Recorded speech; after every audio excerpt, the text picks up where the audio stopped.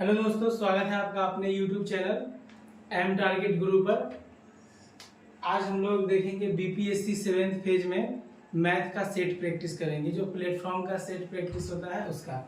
पहला क्वेश्चन देखिए। पहला क्वेश्चन है कि 2/7 और उसके पावर में -3 गुना 2/7 पावर में -5 बराबर 2/7 और पावर में -3m + 1।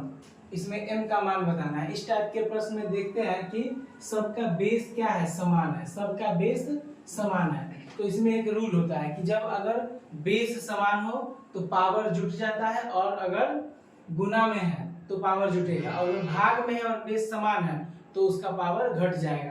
तो यहाँ सब गुना में है तो देखेंगे यहाँ पर 2/7 और ये पावर क्या होगा, दोनों का पावर जुट जाएगा, -3 और प्लस में हो जाएगा -5 और बराबर इधर देखेंगे लिखा हुआ है 2/7 और पावर में कितना है -3m और प्लस में 1। अब दोनों तरफ बेस अभी बराबर है तो यहाँ पर क्या होगा, ये दोनों खत्म हो जाएगा, केवल हो जाएगा -3 और -5 -8 और बराबर में हो जाएगा 3m प्लस में 1। यहाँ से देखेंगे -8 और ये +1 इधर आके हो जाएगा -1 बराबर -3m। यहाँ पर देखेंगे -8 और -1 -9 बराबर -3m। यहाँ से देखेंगे माइनस से माइनस कट जाएगा, 3 से काटेंगे ये 3 बार में कट जाएगा, इसीलिए यहाँ से m का मान निकल के आएगा 3, जो कि ऑप्शन नंबर ए में है। नेक्स्ट क्वेश्चन देखते हैं। नेक्स्ट क्वेश्चन में है कि 5 से विभाज्य 3 अंकों की बड़ी से बड़ी संख्या और 4 अंकों की बड़ी से बड़ी संख्या के बीच कितनी संख्याएं हैं जो 5 से विभाज्य भी है। तो सबसे पहले देखेंगे कि 3 अंकों की बड़ी संख्या, तो 3 अंकों की बड़ी संख्या, 3 अंकों की बड़ी संख्या, 3 अंकों की बड़ी संख्या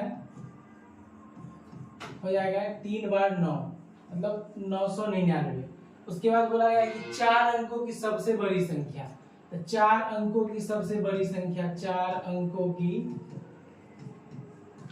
सबसे बड़ी संख्या, सबसे बड़ी संख्या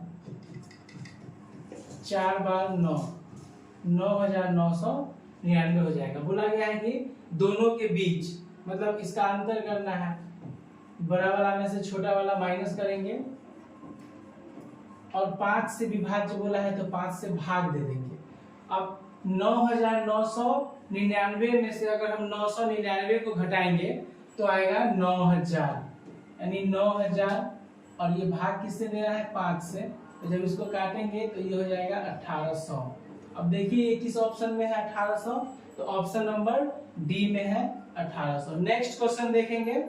नेक्स्ट क्वेश्चन में है कि 1200 सेब लड़कों के एक समूह में इस प्रकार बांटा गया है कि प्रत्येक लड़के को समूह में मौजूद लड़कों की संख्या की 3 गुने के बराबर सेब मिला है। तो पूछा गया है कि समूह में लड़कों की संख्या कितनी है।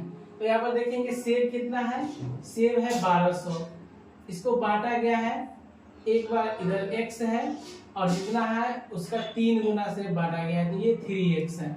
अब इसी को गुना करने के बाद हमको 1200 मिलेगा, तो यहाँ पर देखिए गुना करेंगे x गुना 3x तब जाकर होगा 1200। अब यहाँ से जब गुना करेंगे तो होगा 3x का x के साथ गुना होगा तो 3x² बराबर में कितना 1200। अब यहाँ 3 से इसको काटेंगे तो ये कटेगा 400 बार में। अब x² का मान अगर 400 है तो x का मान हो जाएगा √400 और 400 का वर्गमूल हो जाएगा 20, यानी कि इसका आंसर हो जाएगा option number B. Next question देखेंगे। यहाँ पर नेक्स्ट क्वेश्चन में है कि 61 गुना 62 गुना 63 गुना ... गुना 69 के गुणनफल में इकाई अंक पर क्या होगा, मतलब इकाई का अंक पूछा है। तो इकाई का अंक पूछा है तो हम देख सकते हैं कि यहाँ पर 61 है गुना 62 गुना में है 63 और गुना में उसके बाद क्या आएगा 62 के बाद 63, 63 के बाद क्या आएगा 64, तो यहाँ पर 64 रहा होगा, फिर रहा होगा 65, फिर रहा होगा 66, फिर रहा होगा 67, फिर 68 और फिर लास्ट में 69 जो दिया हुआ है। अब यहाँ से लेकर के यहाँ तक मान लीजिए कि ये दिया हुआ था जो खाली था, हमको देखना है कि इकाई अंक निकालना है, तो हम इकाई अंक लेकर के चलेंगे। तो अगर 1 का गुना करेंगे 2 में तो कितना आएगा, 2 आएगा। फिर 2 का गुना करेंगे 3 में तो कितना आएगा, 3 आएगा। फिर 3 का गुना करेंगे 4 में तो 12 आएगा। कितना आएगा, 12। लेकिन हमको केवल इकाई अंक से मतलब है, तो इसका इकाई अंक कितना हो जाएगा, इसका इकाई अंक 2 होगा। फिर 2 का गुना करेंगे 5 में तो कितना आएगा, 10, और 10 का इकाई अंक क्या होगा, 0। अब एक बार अगर 0 इकाई अंक आ जाएगा, इसके बाद किसी भी नंबर से गुना करेंगे तो इसका इकाई अंक हमेशा क्या आएगा, 0 ही आएगा। तो इसका आंसर हो जाएगा option number D. Next question देखते हैं। नेक्स्ट क्वेश्चन में है कि दिया गया है कि भाज्य 2200 है, शेषफल 13 और भाजक भागफल के 1/3 के बराबर है। तो सबसे पहले देखेंगे, एकदम बेसिक से समझेंगे कि जो अंदर में होता है उसको बोलते हैं भाज्य, यानी इसको बोलेंगे भाज्य। जिससे भाग देते हैं उसको बोलेंगे भाजक, यानी ये हो जाएगा भाजक। और जो आंसर आता है उसको बोलते हैं भागफल, यहाँ हो जाएगा भागफल। और जो नीचे बचेगा उसको बोलते हैं शेषफल, ये होता है शेषफल।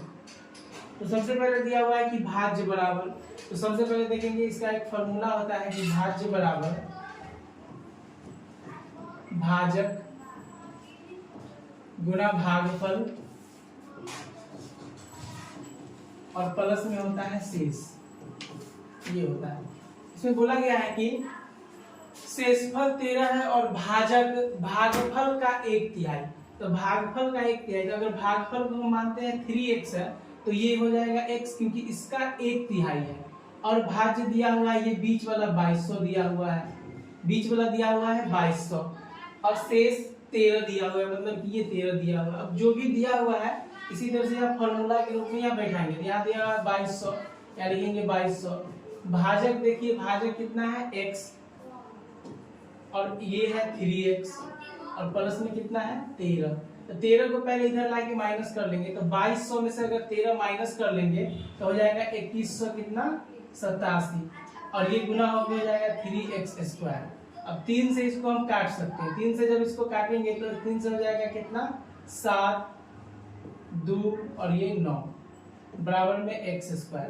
तो जब x का मान निकालेंगे ना, तो ये रूट अंडर में हो जाएगा 729, और ये किसका स्क्वायर होता है, ये होता है 27 का, यानी इसका आंसर हो जाएगा 27, option number C. Option number C में इसका आंसर हो जाएगा। इसी तरह से नेक्स्ट क्वेश्चन देखते हैं। नेक्स्ट क्वेश्चन में है कि मोहन एक दिन 60 रुपया कमाता है और दूसरे दिन 50 रुपया खर्च कर देता है। वह तीसरे दिन फिर 60 रुपया कमाता है और चौथे दिन 50 रुपया खर्च कर देता है, और बाकी दिन भी यही क्रम चलता रहता है। किस दिन खर्च करने से पहले उसके पास 200 रुपया होंगे। तो देखेंगे कि बोल रहा है कि मोहन जो है पहले दिन क्या करता है, 60 रुपया कमाता है और फिर दूसरे दिन 50 रुपया खर्च कर देता है। ये कमाता है, उसका इनकम है, और ये खर्च कर देता है, इसका एक्सपेंडिचर है। तो बचत कितना होगा 2 दिन में, तो 10 रुपया। 2 दिन में कितना का बचत होगा, उसका सेविंग 10 रुपया होगा।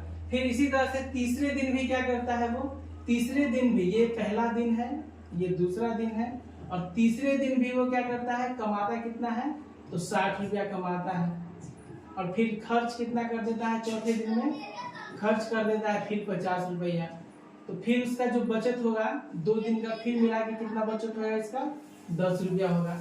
लेकिन बोला गया है कि 200 रुपया बचाएगा, लेकिन कब, जब खर्च नहीं करेगा। तो हम मान लेंगे कि 60 रुपया जो है वो कमाएगा नहीं, तो 200 में उसका 200 रुपया तो लास्ट में बचना चाहिए, और 60 रुपया मान लेते हैं नहीं कमाएगा, तो उसके पास कितना होगा, 140 रुपया।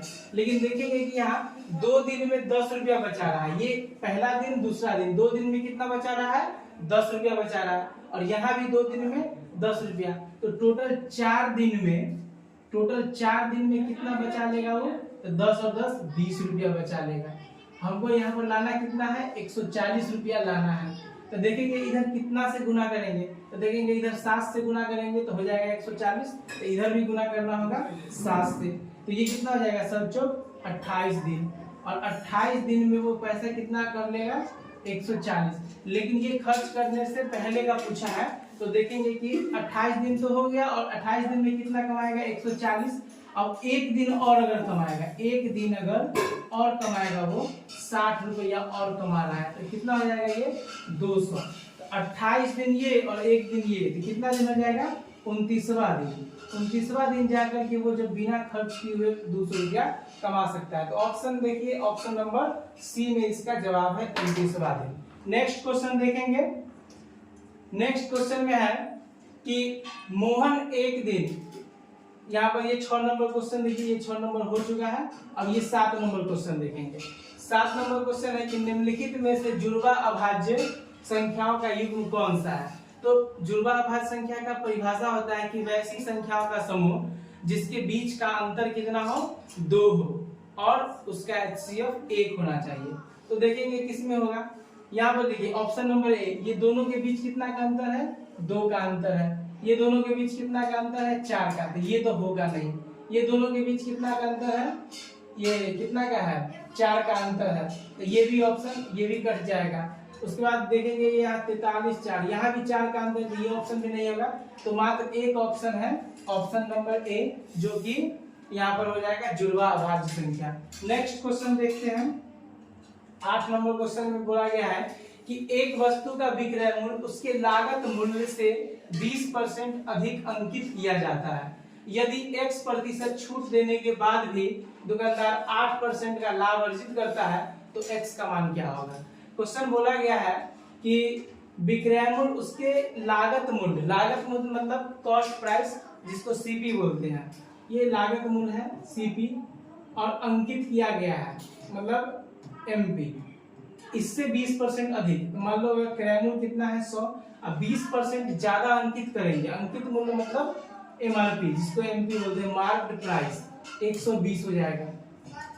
उसके बाद बोला गया है कि छूट देने के बाद भी 8% का लाभ हो रहा है। तो छूट देने के बाद भी 8% का लाभ है, मतलब लाभ हो रहा है, मतलब क्रय मूल्य अगर 100 है और 8% का लाभ हो रहा है, मतलब दोबारा वाला जो उसका विक्रय मूल्य वो कितना होगा 108 होगा, तभी उसको 8% का लाभ होगा। लेकिन हमको पूछा गया है कि छूट कितना परसेंट, और हम लोग जानते हैं कि छूट हमेशा, छूट को बोलते हैं डिस्काउंट, वो हमेशा एमआरपी पर दिया जाता है। तो देखेंगे कि 120 एमआरपी है और 108 रुपया उसका सेलिंग प्राइस है, तो कितना का छूट दे रहा है। तो 120 का सामान अगर 108 में बेचा जा रहा है तो यहाँ से दिखाई दे रहा है कि 12 रुपया क्या हो रहा है, छूट मिल रहा है। और डिस्काउंट हमेशा बोले एमआरपी पर मिलता है, तो एमआरपी कितना है 120, और परसेंटेज के लिए हमेशा किससे गुना करेंगे 100 से गुना करेंगे। अब यहाँ पर देखिए 12 से काटेंगे तो 12 एकम 12, 12 दाई 120, और एगो जीरो से एगो जीरो काटेंगे तो कितना निकल जाएगा 10%, और यही इस क्वेश्चन का आंसर होगा। ऑप्शन देखिए, option number D, option number D इस क्वेश्चन का सही आंसर हो जाएगा। अगला क्वेश्चन देखते हैं। अगला क्वेश्चन में है कि, और ये चक्रवृद्धि ब्याज का क्वेश्चन है और बहुत इंपॉर्टेंट टाइप है। अगर आप इसका पूरा टाइप देखना चाहते हैं तो प्लेलिस्ट में जाइए और देखिए, वहां पर आपको मिलेगा इसका एकदम शॉर्टकट तरीका। क्वेश्चन है कि कोई धनराशि, धनराशि मतलब मूलधन, कोई धनराशि वार्षिक रूप से संयोजित होने पर चक्रवृद्धि ब्याज पर 5 वर्षों में स्वयं की 2 गुनी हो जाती है, तो कितने वर्षों में यह 4 गुनी हो जाएगी। तो सबसे पहले देखेंगे कि बोला गया है कि 5 वर्षों में, यह देखिए 5 वर्षों में 2 गुनी हो जाती है। 5 वर्षों में कितना हो जाते हैं 2 गुनी, तो कितने वर्षों में स्वयं का 4 गुना। तो 4 गुना का मतलब क्या, 4 गुना का मतलब कि 2 का पावर हम क्या लिख सकते हैं 2। अब इधर जो पावर में होगा ना वही इधर समय में गुना होगा। तो पहले से कितना है 5 और इसका पावर कितना है 2, तो इससे गुना कर देंगे और ये हो जाएगा 5 गुना 10, और इसका राइट आंसर हो जाएगा ये 10। एक बार और समझिए इस क्वेश्चन को, ये बहुत इंपॉर्टेंट क्वेश्चन है। बोला है कि 5 वर्षों में स्वयं की 2 गुनी, तो 5 वर्षों में स्वयं की 2 गुनी, तो कितने वर्षों में, यहाँ पर मालूम नहीं था, कितने वर्षों में 4 गुनी। तो 4 गुनी को हम इसी के पावर में हमको लिखना पड़ता। अगर यहाँ 3 गुना रहता तो हम 3 का पावर ढूंढते, अगर यहाँ 5 गुना रहता तो हम 5 का पावर ढूंढते, और यहाँ पर बोला गया कि 2 गुनी, तो हम 2 का पावर ढूंढेंगे। तो 4 है, 2 का पावर 2 लिख सकते हैं, और इधर जितना पावर होगा उतना इधर समय से गुना करेंगे। तो पहले वाला समय 5 और ये पावर 2 गुना कर दिए तो हो गया 10 वर्ष और इसका answer option number B. Next question देखते हैं यहाँ पर। नेक्स्ट क्वेश्चन में है कि एक कार्यशाला में सभी कर्मचारियों का औसत वेतन 18,000 है, 7 टेक्नीशियनों का औसत वेतन 24,000 है और शेष कर्मचारियों का औसत वेतन 12,000 है। तो कार्यशाला में कर्मचारियों की कुल संख्या कितनी है? और ये जो क्वेश्चन है ये भी बहुत इंपॉर्टेंट क्वेश्चन है और इसको हम एलिगेशन के तरीके से बनाएंगे। और एलिगेशन का तरीका क्या कहता है? एलिगेशन का तरीका कहता है कि एक ग्रुप को यहाँ लिखेंगे, दूसरा ग्रुप को यहाँ लिखना होता है और बीच में जो लिखा जाता है वो कुल होता है। टोटल को हमेशा हम बीच में लिखते हैं, ठीक है। तो यहाँ पर देखेंगे फिर से टोटल हमेशा बीच में लिखना है। तो बोला गया है कि सभी कर्मचारियों का औसत वेतन 18,000 है, तो सभी का 18,000 जो है, तो ये 18 जो हजार है इसको बीच में रखेंगे और एक तरफ यहाँ पर लिखेंगे और दूसरा तरफ यहाँ पर लिखेंगे। तो 7 टेक्नीशियन, तो यहाँ पर देखेंगे कि कितना है इसका वेतन 24,000। कितना है? 24,000 है। और जो 24,000 है उसका संख्या भी दे दिया है, कितना, क्या गो है? 7 गो है। और शेष है उसका वेतन कितना है? 12,000। क्या बोले थे कि जो भी बीच में होगा वो किसी एक से छोटा होगा और किसी एक से बड़ा होगा। तो देखिए ये 12,000 से 18,000 बड़ा है परंतु 24,000 से 18,000 छोटा है। अब इसका हम अनुपात ले लेंगे। तो अगर हम 18,000 में से 12,000 को घटाएंगे यहाँ पर तो कितना होगा? यहाँ पर 6,000 हो जाएगा। और 24,000 में से 18,000 घटाएंगे तब भी यहाँ पर कितना होगा? 6,000 हो जाएगा। और ये जो अनुपात मिलता है मात्रा का अनुपात मिलता है और संख्या का अनुपात मिलता है। और यहाँ चर्चा किस चीज का है? संख्या का है। तो ये संख्या का अनुपात है। देखो यहाँ भी 6,000, यहाँ भी 6,000, तो इसको हम 1:1 में यहाँ पर कर देंगे। अब देखेंगे यहाँ पर कि ये जो टेक्नीशियन है इसका संख्या कितना दिया है? 7। रियल में दिया है 7 लेकिन रेशियो में कितना है? ये 1 है। तो यहाँ पर 1। हमसे पूछा गया है कि कार्यशाला में कर्मचारियों की कुल संख्या कितनी है? तो 1 और 1 2। यहाँ पर 2 से क्या करेंगे? गुना करेंगे। 7 दूना 14, मतलब इसमें आंसर कितना हो जाएगा? 14, ऑप्शन नंबर ए। इसी तरह से हम नेक्स्ट क्वेश्चन देखेंगे। नेक्स्ट क्वेश्चन यहाँ पर आज 10 ही क्वेश्चन था, अगले दिन से 20 क्वेश्चन का प्रैक्टिस होगा इसी पर। और आगे वीडियो देखने के लिए जितना ज्यादा हो सके ज्यादा से ज्यादा इस वीडियो को शेयर करिए, चैनल को सब्सक्राइब करिए और वीडियो को लाइक करिए।